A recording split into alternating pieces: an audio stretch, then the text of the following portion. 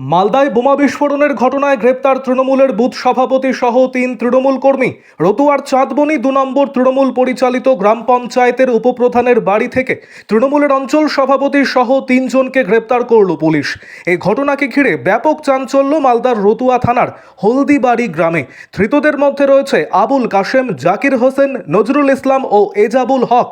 আবুল কাশেম হলদিবাড়ি বুথের তৃণমূলের বুথ সভাপতি, বাকি ৩ জন তৃণমূলের সক্রিয় কর্মী। গতকাল রাতে এই ঘটনায় পুলিশ তাদের গ্রেপ্তার করে তৃণমূল পঞ্চায়েত উপপ্রধানের বাড়ি থেকে। এই ঘটনার পর এলাকার পরিবেশ থমথমে। আহত ২ নাবালকের পরিবারের দাবি, পুলিশ ইতিমধ্যেই ঘটনার সঠিক তদন্ত করুক। এই ঘটনার প্রশ্ন উঠছে, তবে কি শাসকের মদতেই বোমের স্তূপের ওপর দাঁড়িয়ে রয়েছে বাংলা? কিসের জন্য এত বোমা বারুদ মজুত? শুক্রবার 7 দিনের পুলিশি হেফাজত চেয়ে ধৃতদের চাঁচল মহকুমা আদালতে পেশ করেছে পুলিশ। আরও আপডেট থাকতে আমাদের ভিডিও শেয়ার ও ফেসবুক পেজটিকে লাইক করে ফলো করে দিন।